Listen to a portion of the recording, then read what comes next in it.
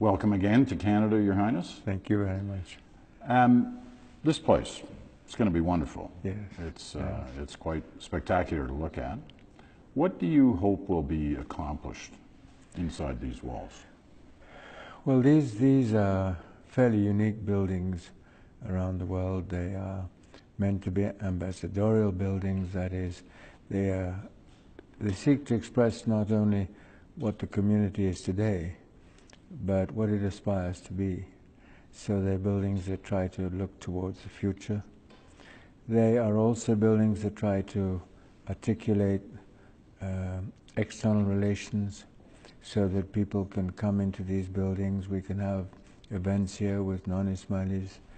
So these buildings are built with a special purpose. They're not just places of faith, places of prayer. There's 6 Ismaili centers around the world now. Yes. 2 of them in Canada. Yes. What should that tell us? That Canada is very important. Because it's not just numbers. No, it's not just numbers. It's, I think, an expression of, oh, I would say it's not just, I think it's an expression of long-term confidence. You know, in the history of the community since 1957, like many other communities, not just this one, there's been such volatility in the last 50 years. And when the community started coming to Canada, the decision was quite clear that this was going to be a permanent home for members of the community who wanted to establish themselves in Canada. I want to talk about that a little bit because it's been close to half a century since so many Ismailis came to Canada and made Canada their home. But first, you know, it was 6 years ago, the last time you and I talked. Right. And wherever I go in this country still today, whether I'm on an assignment, going through an airport, giving a speech, people come up to me, Ismailis, often young Ismailis. Yes. And they can repeat sentences that you said in that interview 6 years ago. They remember everything you said. Thank you. But what does that say about their faith and their connection to their Aga Khan? You know, I hope in a number of circumstances to express their feelings, to express their thoughts. I am there not only to observe, I'm there to interpret. And understanding what they are thinking is very, very important indeed. And there's a form of osmosis between, I think, what we are trying to achieve in various parts of the world and what the institution is trying to achieve. Well, as you say, part of your responsibility is to help them interpret their faith. Right, exactly. Now, in the more than half century that you've been in the position to do that, how has your faith changed? Has your interpretation of your faith from then to now, has it changed? No. And what's the core of it? My beliefs, the beliefs of a Muslim. So over all that time, nothing has changed, and I don't mean in a negative way, I just mean in terms of the life experience and how it's shaped your interpretation of the faith. Well, I think what you're doing is you're looking at the interpretation of the faith at the time that you need to make that interpretation. I don't think it changes the essence of your belief. The essence of your belief is there. In terms of those Canadian Ismailis, you say that you can see that they came here not just for a visit, they came here, this is their home. Right. This is where their life is now. How do Canadian Ismailis differ from Ismailis in other parts of the world? Well, I think they differ because, amongst other things, they live in Canada, they are Canadians. The value systems of Canada become theirs. I think they share their value systems with Canadians. In the last decades we have found enormous parallelism in the value system.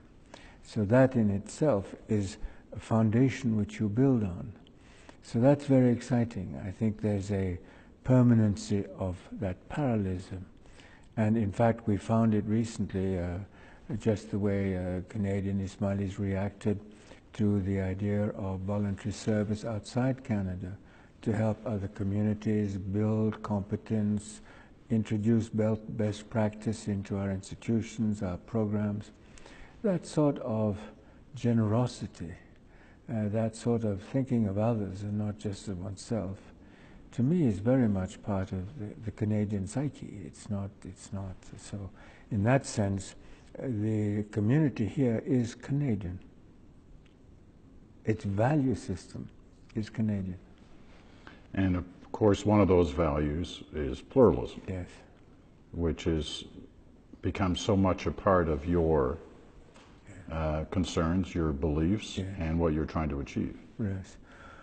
Well, I think we're seeing around the world, really, every time pluralism fails, in one way or the other, it ends up in conflict. It's either political conflict, or it's tribal conflict, or it's religious conflict. There are many expressions of conflict. But the fact is that if society does not accept pluralism as a basic fundamental value, then the stresses and strains at some stage or the other will come out to the forefront. They will create risk. And many of those conflicts that you talk about, right, they're based on the lack of pluralism. Exactly. Are within the Muslim world. They're in the Muslim world, but they're also in the non-Muslim world. I mean, you can see it just recently in Kiev. I mean, you can see it's not just the Muslim world. I think the Muslim world is one of the areas, one of the regions where that's happening, but I wouldn't say that it's the only one, far from it. So I don't see this as a Muslim problem. I see it as a global problem. You can't tell, or certainly I wouldn't pretend to know, when the lack of pluralism is going to create an explosive situation. It's one of the things all of us are looking at. When does the lack of pluralism become critical? And most of us in positions of some authority are trying to judge when that is going to happen, what we can do to avoid that situation becoming conflictual. And that's where the whole issue of civil society comes in. And how do you avoid it? I think you avoid it, first of all, by trying to preempt it. So you have to identify it. You have to understand the forces that are at play. And you have to try and give yourself as much time as you can to start acting upon the issues. Because it's never one issue, at least as far as I'm aware. It's usually a set of compound issues. So what you're trying to do is reduce the level of risk. You probably can't eliminate it, but you can reduce it to a point where it is no longer explosive. Where have you been successful, or where has the world been successful in doing that since we last met? Well, I think an example I could give you would be northern Pakistan, where there were villages that were mixed communities, villages which were single communities. They lived in poverty, they lived in fear, they lived in worry, and therefore the stresses came from the absence of any quality of life. If you change that, people are no longer sharing poverty and fear. They're sharing hope, and one hopes opportunity. And in that part of Pakistan today, there is much more harmony than there was when we started the program.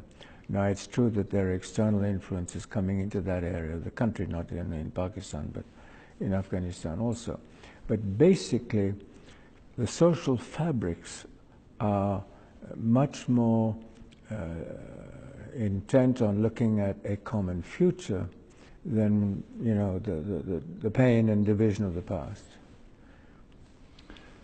One of the things you talked about in your speech to the Canadian Parliament this week was something you've brought up before, that concerns you, and the clash of ignorance. Well, some talk about clash of civilizations. Right. You talk about the clash of ignorance Right. between Right. civilizations, especially between the Muslim world and the non-Muslim world. Right. We talked about this 6 years ago, Right. with your hope being that time would change that. Now, I don't think you were talking in 6-year intervals, you were talking longer than that, but nevertheless, one can look back over the last 6 years and say, has there been any headway on that? Or are you as concerned now, or even more so than you were 6 years ago? I'm just as concerned. I'm just as concerned because I am apprehensive that predictability is not part of political planning. I am fairly convinced that the decision to invade Iraq was not based on an in-depth analysis of what was predictable as to the outcome. And that issue of predictability is very, very important indeed. And you can see it today. I mean, I think it's quite clear that that decision was an erroneous decision, which has had all sorts of consequences in that area and indeed in the whole of the Muslim world. Well, let's talk about some of that. First of all, you mentioned in your speech in Ottawa, and it in some ways it goes right to that Iraq situation. You talked about how there could be times when people felt they were well served even by an autocratic government that would benefit them more than being served by an ineffective democratic government. Right. Now, you must have thought long and hard before saying that, Sure. because that could upset some people to hear that. Sure. So what helped shape your mind to say that? I think that if you go back to countries in development, because I speak essentially from the point of view of countries in the third world, not North America or Western Europe, you can see that a number of situations in Africa, in Asia, were politically maybe undemocratic, but they were productive for civil society. And so long as people had the feeling that they were making some form of progress in the quality of their lives, they accepted that, because there was no, how would I call it, no pressure for change. If the system is producing an improving quality of life, people don't go into the streets. It's an error to think that people are going to get out into the streets simply because they haven't had elections or things of that sort. I think it happens when there's frustration, when there's dissatisfaction, when governments fail to take decisions which seem to be in the national interest. And you can see it today in Kiev. But some could take those words and say, well, you know, let's think that through. If Mubarak had felt that way and raised the risk of what's eventually happened in Egypt since his departure, he could say exactly that, okay, I'm an autocratic government, but you're going to have a mess with an ineffective democratic government. And you could make the same argument about Iraq, as you just brought up. But I think the issue there is the change process. It's the absence of a change process. And I think that that's what we're seeing today, the absence of an organized, peaceful change process. And that's the key problem that we're dealing with today. It's civil society which is saying quite clearly, we don't want to live in this context for the next 5, 10, 15 years. So what is the change process? I think that's one of the basic issues that we're dealing with today. And in both those two countries, it's still unclear. Yeah. So the change process doesn't mean that you have clarity. The change process opens the door to change. What are the continuing consequences of the situation in Iraq? Well, I think one of them obviously is a crisis between the Shia and Sunni communities. I think that crisis is now extending throughout the region, and I mentioned today that it's actually active in 9 countries. I mean, if you make a parallel with the Christian world, what would have been the Christian world's reaction if the Irish crisis had been active in 9 countries? It would have been a very, very serious issue. That's what we are facing today. That crisis is in 9 countries, and it is likely to expand further. But what is the way out? I mean, the Western world has no credibility in trying to deal with that issue in a helpful way in those countries. It's very difficult to generalize about the problem, because it can be an economic problem, it can be an educational problem, it can be a demographic problem.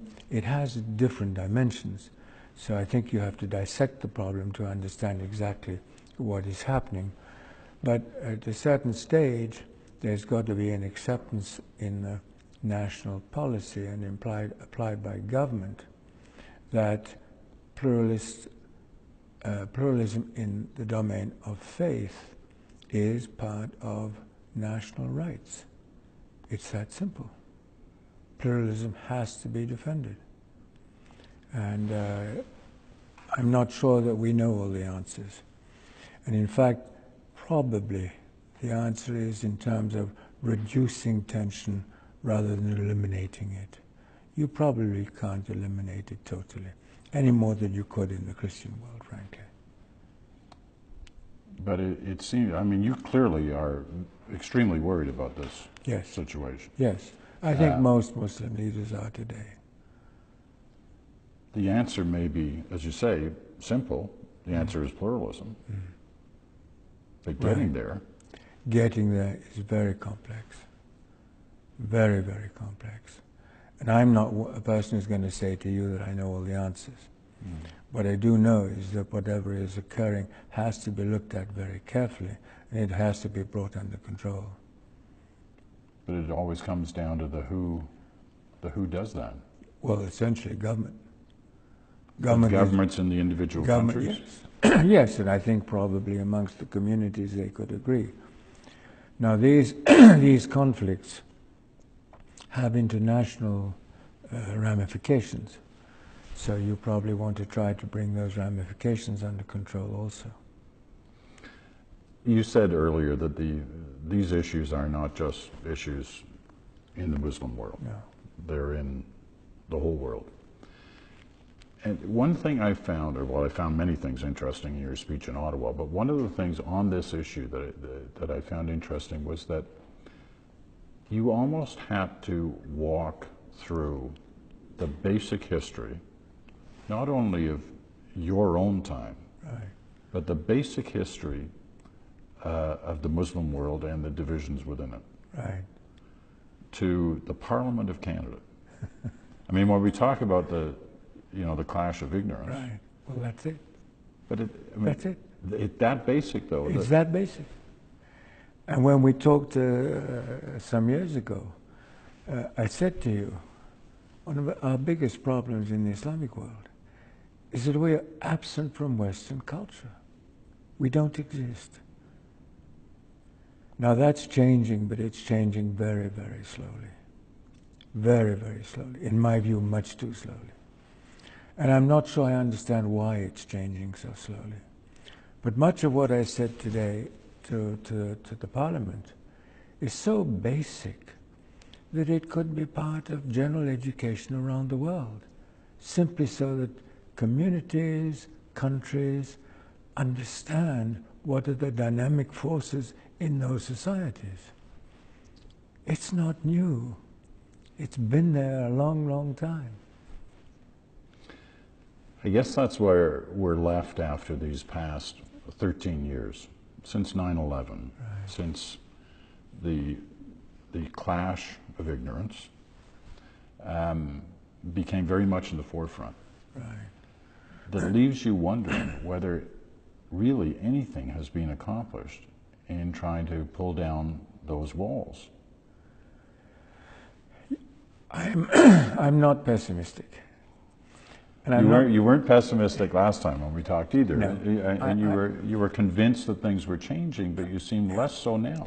No, I'm not pessimistic. I think the issue is recognized, and I think it's recognized in a much wider spectrum than it was when we last talked.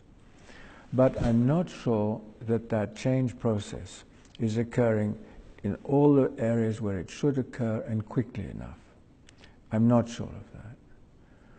I mean, what I said today about the differences between Shia imams and Sunni imams, that sort of information is so basic. And these sorts of issues really should be part of general knowledge, you know. And I'm not trying to proselytize in any way. I'm looking at this in terms of basic knowledge.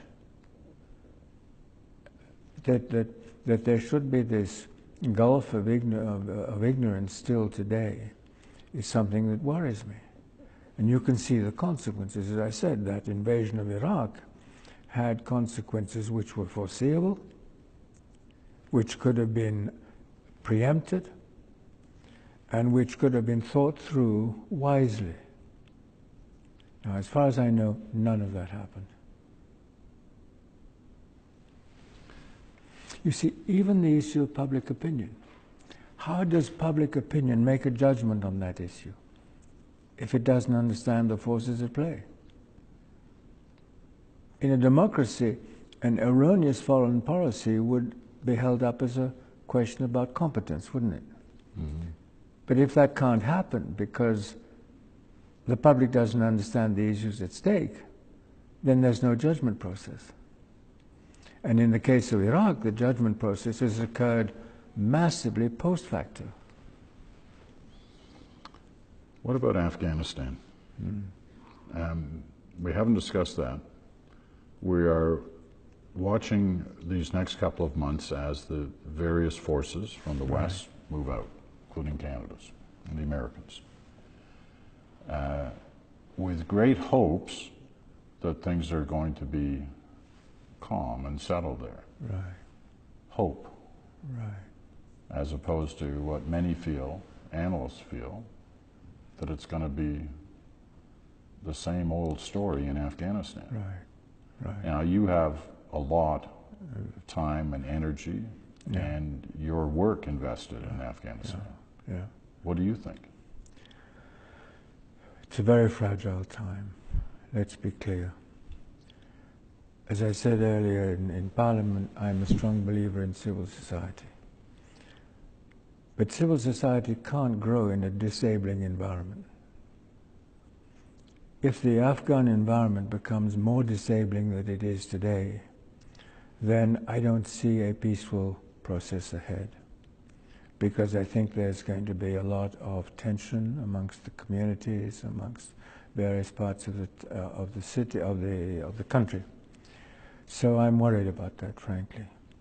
But if the political process, the outcome of the political process, is one which looks at how you continue the reconstruction of civil society in the country, I think there's a good chance it'll work. It won't work all over the country at the same speed, that's clear. But I hope that there would be sufficient confirmation of the positive process of change in areas of the country that the others will say, that's what we want. This is the North and the East doing well, the South and the West not so well. Yes. It's been that way for a while. Yes, it has. But that can change. What about the leadership in Afghanistan? 6 years ago, you still had confidence in Hamid Karzai. Yes. Well, I think at this point, the key issue for Afghanistan now is going to be whether civil society and the development processes will be protected. That's my big worry. Do you have confidence that they will under his leadership? I don't think it's a question of his leadership. It's a question of the competence of the Afghan organizations, the security organizations. Are they well trained enough, numerous enough, well equipped enough, ethnically properly chosen, so that the country... What's the answer to those questions? I don't know the answers for the whole of the country. I know that in areas where we are working, we still would like to see much more done. And I'll be frank, I'll say a lot more done. So that is yet another worry checkbox for you, Afghanistan. Yes, definitely so.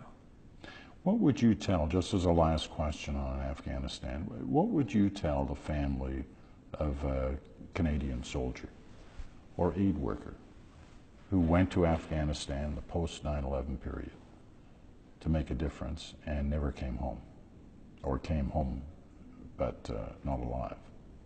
What would you say to them, given what we're looking at today? Well, I think I would first of all say obviously that this is a personal tragedy.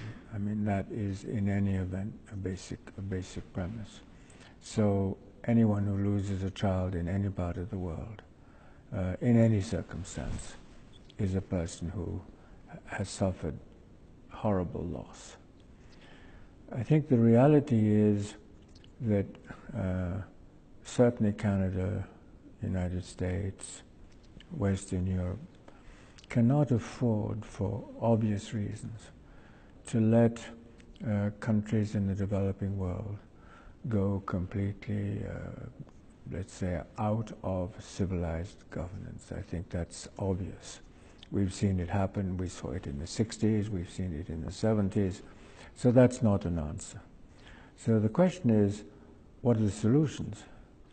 And I think the solution has got to be, we move as quickly as we can, but we also move as effectively as we can, so that these countries of crisis become countries of opportunity, but moving, not paralyzed. If they're moving, then there's an effort that has been made to assist these countries to move forwards. And once they establish their own dynamic, once they have got the momentum in that process, then the population is going to stay with that.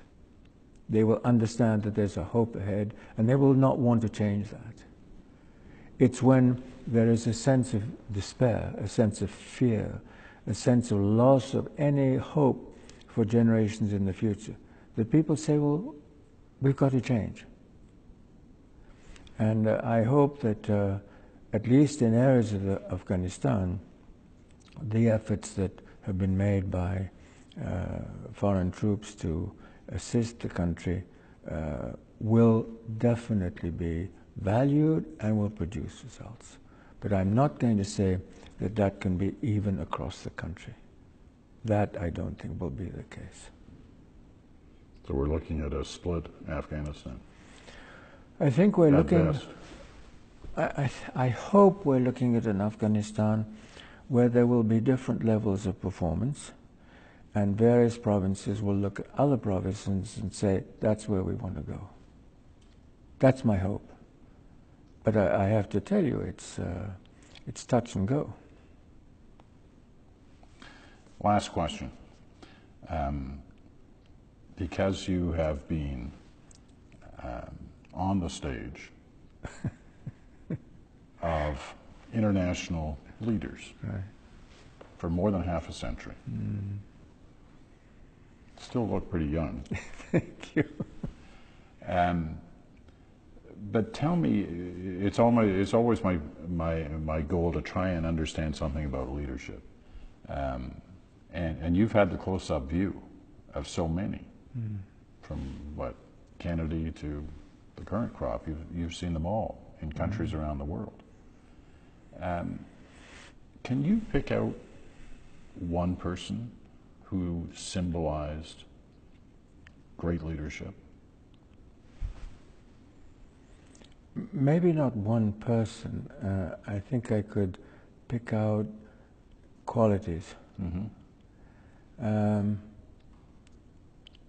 I've seen heads of state whose capacity to think ahead of their times has been magnificent.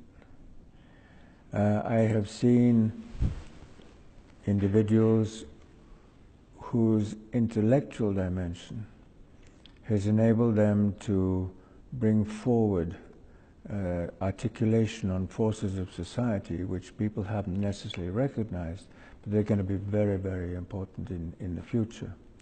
So that sort of quality of leadership I admire.